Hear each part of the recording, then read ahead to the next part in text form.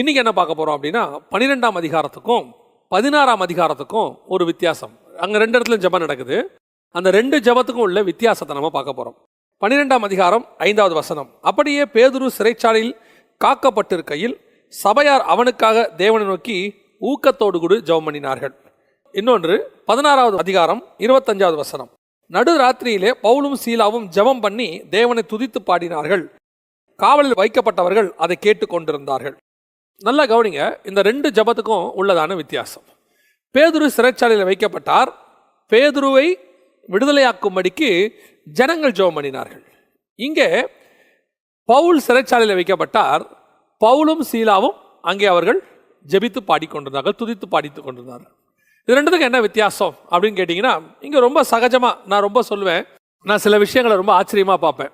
என்ன அப்படின்னு கேட்டிங்கன்னா, பைபிளில் இந்த தூங்குனவங்க லிஸ்ட்டில் ரொம்ப வித்தியாசமாக தூங்குனவங்க கொஞ்சம் பேர் இருக்கிறாங்க.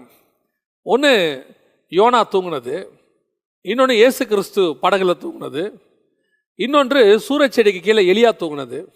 இப்போ இங்கே 12ஆம் அதிகாரத்தில் பேதுரு தூங்குனது. 4 அடுக்கு காவல் போட்டு பேதுருவை பத்திரமா பார்த்துக்கிட்டு இருக்கிறாங்க. ஆனால் பேதுரு படுத்து நிம்மதியாக தூங்கிட்டு இருக்கிறார். இப்போ இவர் தூங்குனது தப்பா சரியா அப்படிங்கிற கான்செப்டுக்கே நான் வரல. ஆனால் நடந்தது என்ன? பேதுரு சிறைச்சாலையில் இருக்கும்போது ஜனங்கள் ஜெபம் பண்ணினார்கள். பேதுருவுக்கு விடுதலை கிடைத்தது. ஆனால் பவுல் சிறைச்சாலையில் இருக்கும்போது ஜனங்கள் ஜெபிக்கல. ஜெபிச்சாங்களான்னு தெரியாது, அங்கே இல்லை. ஆனால் பவுல் ஜெபம் பண்ணினார். இங்கே விடுதலை பவுலுக்கு கிடைக்கவில்லை. நல்லா தெரிஞ்சுக்கொள்ளுங்க. உடனடியாக அந்த ராத்திரியிலேயே பேதுருவை கொண்டு வந்து வெளியே விட்டுட்டு போயிட்டாங்க.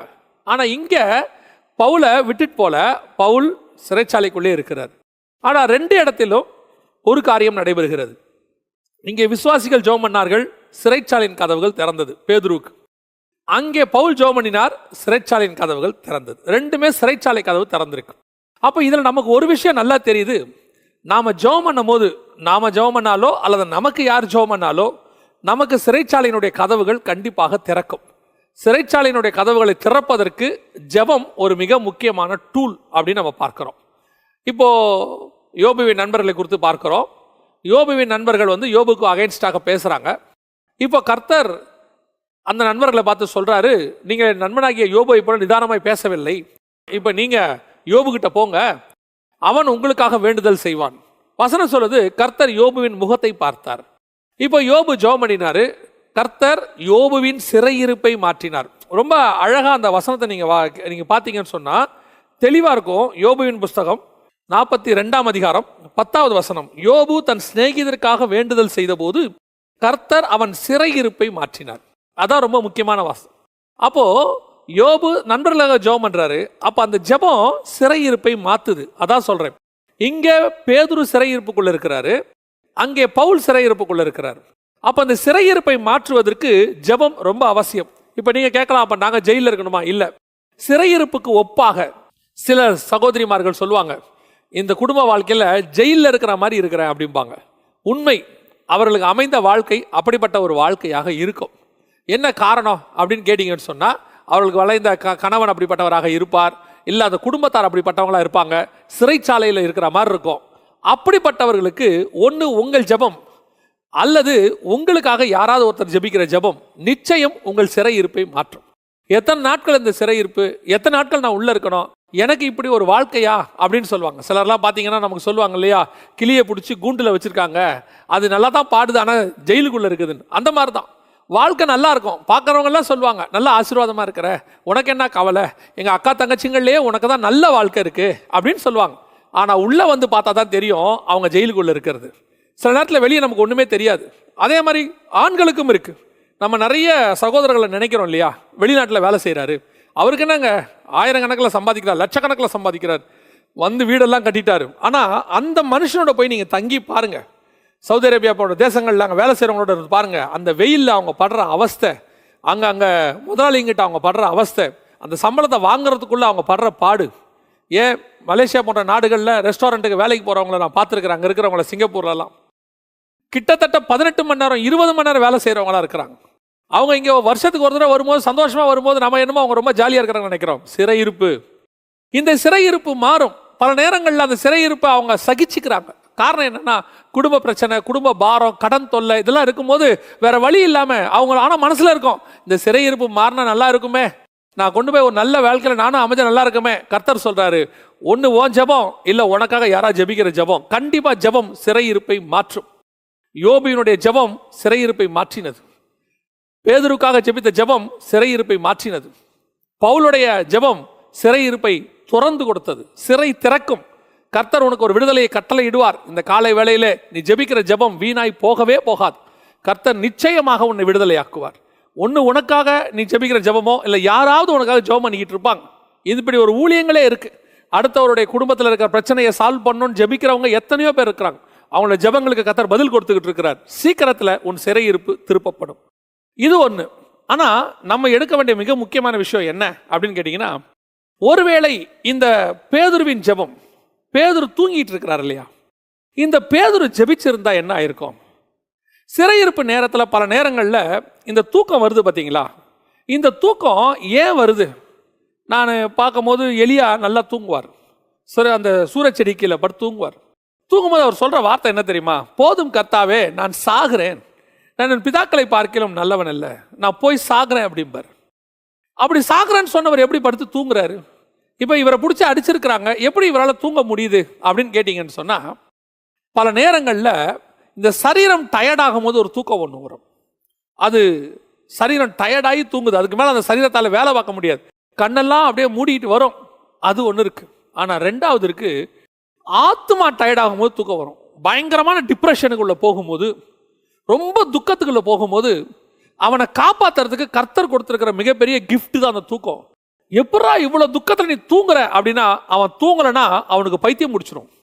அவன் தூங்கலைன்னா அவன் வேற மாதிரி ஆயிடுவான், புத்தி பேதலிச்சிடும். அதனால கர்த்தர் அவனுக்கு அந்த நேரத்தில் ஒரு தூக்கத்தை கட்டளையிடுவார். ஏன்? நாளைக்கு இந்நேரம் அவன் தலை போக போகுதுன்னு போது அவன் படுத்து தூங்குறான். எப்படி தூக்கம் வரும்?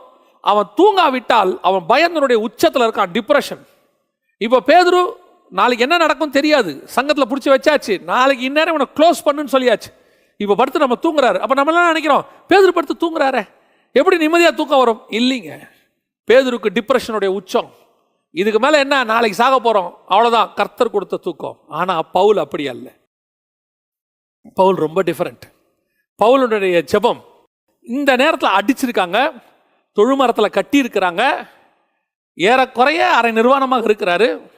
இந்த சூழ்நிலையில் பவுலும் சீலாவும் ஜெபம் பண்ணி துதித்து பாடினார்கள். அப்படின்னா என்ன அர்த்தம் அப்படின்னு கேட்டிங்கன்னா, அந்த உபத்திரவத்தின் நேரத்தில், சிறையிருப்பின் நேரத்தில் அடி வாங்கினா என்ன பெயின் இருக்கும் யோசித்து பாருங்க. நம்ம எல்லாருக்கும் தெரியும் அடி வாங்கினா என்ன பெயின் இருக்கும். இன்னைக்கு சும்மா கால் இடிச்சிட்டாலே காலை தூக்கி மேலே வச்சுக்கிட்டு 3 நாளைக்கு ஏந்திரிக்க மாக்குறாங்க. ஒரு முட்டி இடிச்சிட்டா, ஒரு சின்ன ஒரு ஆக்சிடென்ட், ஒரு நெத்தியில் அடிபட்டுருச்சு, தலையில் கட்டை போட்டுக்கிட்டு நம்ம 3 நாள் 4 நாள் 1 வாரம் ரெஸ்ட் எடுக்கிறோம். அவன் பாருங்க, அந்த அடி அடிச்சிருக்காங்க. அன்னைக்கு ராத்திரி அவன் துதித்து பாடினான், ஜெபம் பண்ணினான். என்ன காரணம்? ஏன் ஜெபம் பண்ண? எதுக்காக ஜெபம் பண்ணோம்? கர்த்தாவே எங்களை விடுதலையாக்கணும் ஜெபம் பண்ணானா? இல்ல. நல்ல வசனத்தை கவனிங்க. அந்த வசனம் சொல்லுது, நடுராத்திரியிலே பவுலும் சீலாவும் ஜெபம் பண்ணி தேவனை துதித்து பாடினார்கள். என்ன துதித்து பாடி இருப்பாங்க? நல்லா கவனிச்சுக்கொள்ளுங்க. அதுக்கு அடுத்த லைன் தான் ரொம்ப முக்கியம். காவலில் வைக்கப்பட்டவர்கள் அதை கேட்டுக்கொண்டிருந்தார்கள். இதுதான் காஸ்பல். இந்த துதித்து பாடுதலுக்கு பின்னாடி என்ன இருக்கு தெரியுமா? ஒரு காஸ்பல் இருக்கு. என்ன காஸ்பல்? இத்தனை பேரும் ஜெயில இருக்கோம், இத்தனை பேரும் நம்ம வேதனையில் இருக்கிறோம், நம்ம எல்லாம் தண்டனை அனுபவிச்சுக்கிட்டு இருக்கோம். இந்த தண்டனையில ஒருத்தன் சந்தோஷமா துதிச்சு பாடுறான் பாரு, அதுவும் நைட்டு நடுராத்திரி. எப்படி முடியுது? என்ன நடக்குது? எல்லாருக்கும் வேதனை உண்டு. அந்த வேதனைக்கு நடுவுல உன் மேல இருக்கிற ஒரு சந்தோஷம் இருக்குல்ல, கர்த்தர் கொடுத்திருக்கிறதான சந்தோஷம் இருக்குல்ல, அவைகளுக்கு நடுவுல நீ பாடுறல்ல, அதுதான் மிகப்பெரிய காஸ்பல். உலகம் அதை தான் பார்த்துட்டு இருக்குது. இவ்வளோ வேதனைகளுக்கு மத்தியிலையும் நீ எப்படி கர்த்தரை துதிக்க முடியுது? இவ்வளோ பிரச்சனைகளுக்கு மத்தியிலையும் உன்னால எப்படி இந்த பாட்டை பாட முடியுது? நான் இந்த ஊழியத்துக்கு வந்த புதுசுல, ஊழியத்துக்காக ஆண்டவர் என்னை அழைச்ச போது நான் வந்துட்டேன். வந்தபோது எனக்கு ஒரு வருஷத்துக்கு ஊழியமே இல்லை. அப்பொழுது ஆண்டவரை ஏற்றுக்கொள்ளாத நண்பர் ஒருவர் இருந்தார். அவரும் நானும் தான் காலையில் எங்கேயாவது வெளியே போகுவோம். அவருக்கும் ஒரு பிள்ளை இருந்தது, எனக்கும் ஒரு பிள்ளை. எனக்கும் வருமானத்துக்கு வழி இல்லை. ஊழியத்துக்கு வந்தாச்சு, அப்போ ஊழியம் தொடங்கலை. அவருக்கும் அப்போ வேலை சரியாக அமையலை. அப்போது அவர் வந்து டெய்லி ஏதாவது ஒன்று சொல்லிக்கிட்டே இருப்பார். இந்த மாதிரி பிரச்சனையாக இருக்குது, அதாக இருக்குது. ஏன் என்கிட்ட சொல்கிறாரா, நானும் அந்த பிரச்சனையில் இருக்கிறேன், நான் புரிஞ்சுப்பேன்னு சொல்கிறார். ஆனால் நான் அதெல்லாத்தையும் கேட்பேன். ஆனால் வெளியே போகும்போது நான் பாட்டு பாடிக்கிட்டே வருவேன், கர்த்தர் தூச்சிக்கிட்டே வருவேன். ஏன்னா எனக்கு ஒரு நம்பிக்கை இருந்தது, நான் கர்த்தர் சொல்லி வந்திருக்கிறேன், இப்படி அழைத்தவர் ஒரு நாளும் என்னை கைவிட மாட்டார், ஏதோ ஒரு நோக்கத்துக்கு தான் இப்படி நடத்திக்கிட்டு இருக்கிறாருன்னு. அதனால் நான் தூச்சி பாடிக்கிட்டே இருப்பேன். அவர் கேட்குறாருன்றதுக்காக நான் பாடலை, அது இயல்பு, நான் பாடிக்கிட்டே இருப்பேன். ஒரு நாள் அந்த நண்பர் நான் இல்லாத போது என் தாயார் இடத்துல வந்து கேட்டார். எனக்கும் அவனுக்கும் ஒரே பிரச்சனை தான். எனக்கும் வீட்டு வாடகை பிரச்சனை இருக்குது, அவனுக்கும் வீட்டு வாடகை பிரச்சனை இருக்குது, எல்லாருக்கும் ப்ராப்ளம் இருக்குது. ஆனால் நான் அதை நினச்சி எனக்கு டிப்ரெஷனே ஆயிடுச்சு. ஆனால் அவன் நல்லா ஜாலியாக பாடிட்டே இருக்கிறான், எங்கே போனாலும் பாட்டு பாடிக்கிட்டு இருக்கிறான், சந்தோஷமாக இருக்கிறான், எப்படிமா முடியுது அப்படின்னு. அப்போ தான் என் தாயார் அவனுக்கு சொன்னாங்க, அவன் கர்த்தர் பேல நம்பிக்கையாக இருக்கிறான்பா, என்ன நடந்தாலும் ஆண்டவர் பார்த்துப்பாருன்னு. அது அந்த நண்பனை என்னோடு கூட ஆலயத்துக்கு வர வைத்தது. அவன் சொன்னான், என்னையும் சர்ச்சுக்கு ஒரு நாள் கூட்டிகிட்டு போ. அதைத்தான் நான் சொல்ல வரேன். நீங்களே காஸ்பல். அந்த பிரச்சனைக்கு நடுவில் நீங்கள் ஜெபம் பண்ணி பாடுறீங்க பார்த்தீங்களா, அந்த உபத்திரவத்துக்கு நடுவில் உங்கள் முகத்தில் ஒரு சந்தோஷம் இருக்குது பார்த்தீங்களா, அதைத்தான் இந்த உலகம் பார்த்துக்கிட்டு இருக்கு. அவன் கேட்பான், எப்படி உன்னால் தூச்சி பாட முடியுது, எப்படி நீ இவ்வளோ சந்தோஷமாக இருக்கிற. சிலர் சொல்லுவாங்க, எனக்கு இருந்த பிரச்சனையில் எனக்கு சுகர் வந்து பிபி வந்து எல்லாம் வந்துருச்சு. அவங்கள போய் கேட்டால் அவங்க சொல்லுவாங்க, அவங்கக்கிட்ட 1000 காரணம் இருக்கும். ஏன் இப்படி இவ்வளோ வியாதி உடம்பு பார்த்துக்காம விட்டுட்டீங்களே, நான் கடந்து வந்த பாதையெல்லாம் கேட்டிங்கன்னா அவ்வளோ கஷ்டம், கண்ணீர், இதில் சுகரோடு போனதே பெரிய விஷயம்பான். ஆனால் நீங்கள் ஒரு ஊழியக்காரனையோ அல்லது விசுவாசியோ அவன் கடந்து வந்த பாதையில் உட்கார வச்சு கேட்டு பாருங்கள், எவ்வளோ உபத்திரவம், எவ்வளோ வேதனை, எவ்வளவு இல்லாமை, அவைகளுக்கு நடுவிலையும் கர்த்தர் அவனை சுகபத்திரமாய் பாதுகாத்திருப்பார். ஒரு வியாதி இல்லாமல் சந்தோஷமா எப்படி முடியுது? இதுக்கு காரணம் அந்த கர்த்தரை துதித்து பாடுதல். அந்த உபத்திரவத்துக்கு நேரத்தில் நீ பண்ணுற ஜெபம். டிப்ரெஷன் உச்சத்தில் பேதுரு தூங்குறாரு, ஆனால் டிப்ரெஷனுடைய உச்சத்தில் அடிச்சு, அதுக்கு முந்தின வசனம் சொல்லுது, அவர்கள் கால்களை தொழுமரத்தில் மாட்டி வைத்தான். காலை கட்டிட்டானாம். எப்படி இருக்கும் யோசித்து பாருங்க. தொழுமரம்னா நடுவில் ஒரு மரம் இருக்கு, மாட்டி வச்சாச்சு. இவைகளுக்கு நடுவில் 2 கையும் 2 காலும் நல்லா இருக்கும் போதே சர்ச்சில் துதித்து பாடாத ஒரு குரூப் வந்து படுத்து தூங்குது. ஆமா, ஆராதனை சொன்னா ஒருத்தர் படுத்து தூங்கிட்டு இருப்பாங்க. ஆனா கால்களை மாட்டின பிறகு அந்த உபத்திரவத்துக்கு மத்தியில் அவன் சந்தோஷமா பாடுகிறான். எதுக்கு தெரியுமா? உன்னை சுத்தி ஒரு கூட்டம் பார்த்துக்கிட்டே இருக்கு, உன்னுடைய உபத்திரவத்தை பார்த்துக்கிட்டே இருக்கு, உன் கண்ணீரை பார்த்துக்கிட்டே இருக்கு. அந்த ஜெபம் ஒரு மிகப்பெரிய எழுப்புதலை கொண்டு வரும். பேதுருவின் ஜெபம் அதே சிறைச்சாலையில் மரணத்தை கொண்டு வந்தது. பேதுரு தூங்கிட்டு இருந்தாரு, ஜனங்க ஜெபம் பண்ணாங்க, பேதுரு விடுதலையாக்கப்பட்டார். அதுல எந்த மாற்று கருத்தும் இல்லை. ஆனா பேதுரு விடுதலையான உடனே அவரை தப்பி போக வச்சுட்டாங்கன்னு சொல்லி காவலர்களை கொலை செய்தார்கள். ஆனா இங்க பவுல் ஜெபம் பண்ணும் போது அந்த சிறைச்சாலை கதவு திறக்குது. இப்போ அந்த சிறைச்சாலை அதிகாரி வரான், வந்து பார்க்கறான், ஐயோ எல்லாம் தப்பிச்சு போயிட்டாங்கன்னு நினைச்சிட்டு தன்னை மாய்த்து கொள்ள பார்க்கிறான். அப்பொழுது பவுல் சொல்றாரு, உனக்கு ஒன்றும் செய்யாது, நாங்க எங்கேயும் போல, இங்கே தான் இருக்கோம், எல்லாருமே இங்கே தான் இருக்கோம். இப்போ யோசிச்சு பாருங்க, ஒரு திருடன் கூட தப்பிச்சு போல, கூட இருந்தவங்க கூட போல. எப்படி? ஏன் அவனும் போல? இந்த துதித்து பாடுதல் அந்த ராத்திரியில மிகப்பெரிய எழுப்புதலை ஒரு குரூசேடியா நடத்தி முடிச்சுட்டான் அவன். அந்த இடத்துல குரூசேட் நடந்தது மட்டும் இல்ல, நீயும் உன் வீட்டாரும் ரட்சிக்கப்படுவீர்கள். வசனம் சொல்லுது, அவனும் அவன் வீட்டாரும் அந்த ராத்திரியிலே ஞானசானம் எடுத்தார்கள். எப்படி பாருங்க, இதுதான் எழுப்புதல். உபத்திரவத்துக்கு மத்தியிலே நீ பண்ணுகிற ஜெபம் ஒரு எழுப்புதலை கொண்டு வரும். இன்னைக்கு நாம என்ன சொல்றோம்? ஜெபம் பண்ண முடியாது, படுத்து தூங்கலாம். ஏன்? இந்த வேதனையில நான் படுத்து தூங்கினாதான் என்னால் சரி வரும். நான் இவ்வளோ பிரச்சனை இருக்க நீங்க சொல்றீங்க. சரி, ஒரு ஊழியக்காரரை 2 சம்பவத்தை நான் சொல்லிட்டு முடிக்க விரும்புகிறேன். ஒரு விசுவாசி ஒரு முறை மிகுந்த வியாதிப்பட்டு அவர் ஹாஸ்பிட்டலுக்கு போனார். அவருக்கு ரொம்ப ஆச்சரியம், எனக்கு நல்லா தானே இருந்தேன், ஏன் கர்த்தர் எனக்கு இந்த அனுமதியை கொடுத்தாரு, ஏன் இப்படி எனக்கு வியாதி வந்தது? அவர் தெய்வீக சுகத்தை நம்புகிறவர், ஆனால் வியாதி வந்துட்டது. அவர் வீட்டாரெல்லாம் சேர்ந்து அவரை ஹாஸ்பிட்டலுக்கு வலுக்கட்டாயமாக கூட்டிகிட்டு போயிட்டாங்க. ஸோ அவர் அங்கே போய் இருக்கிறார். ஏன் எனக்கு இந்த வியாதி வந்தது அப்படின்னு அவர் இருக்கிறாரு.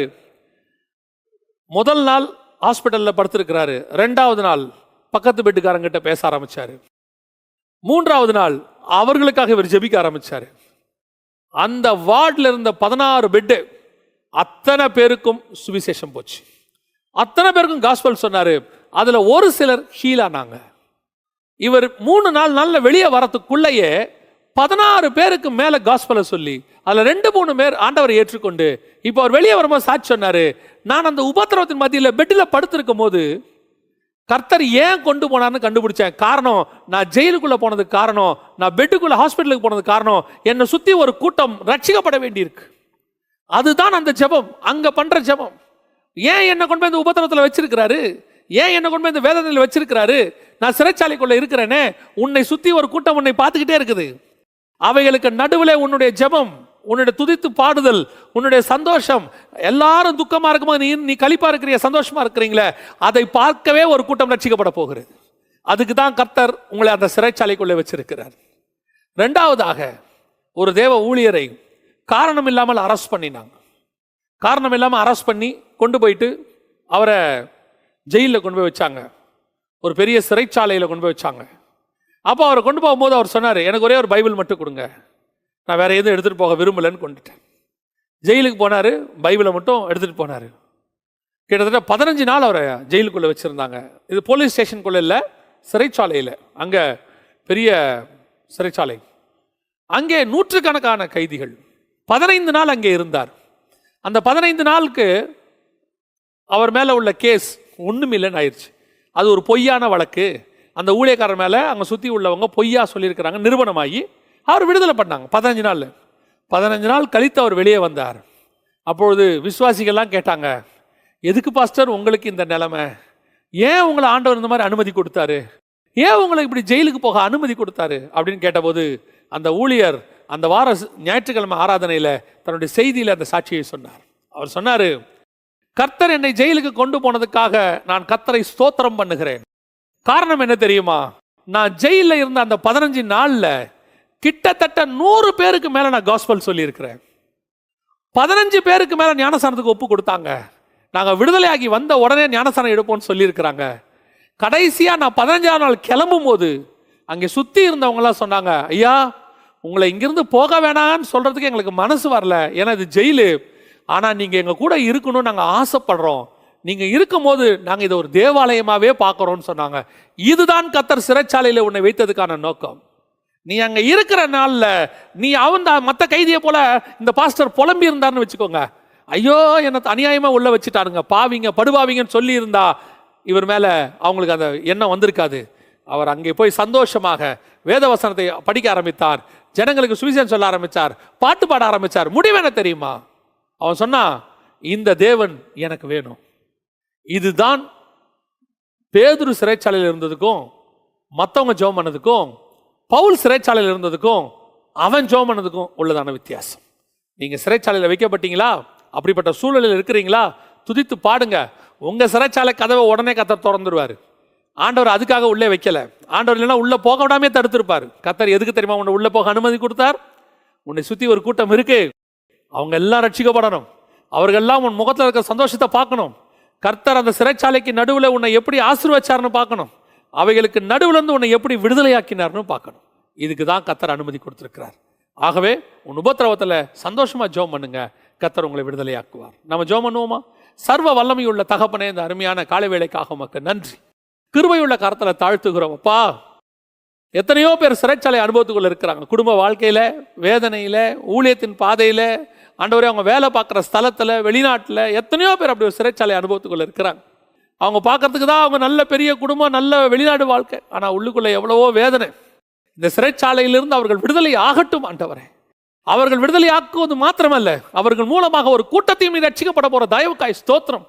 இந்த உபத்திரவத்தில் அவனை தவிர வேற யாருமே நிற்க முடியாது. அவ்வளோ கஷ்டத்தை அனுபவிச்சான். ஆனா இன்னைக்கு கர்த்தர் அவனை விடுதலை ஆக்கினாருங்கிற சாட்சியை கேட்க வைக்க போறீங்க. அநேகர் அதை பார்த்து ரட்சிக்கப்பட போறாங்க. ஆண்டவன் மாதிரி ரட்சிக்கப்பட என்ன செய்யணும்னு கேட்க போறாங்க.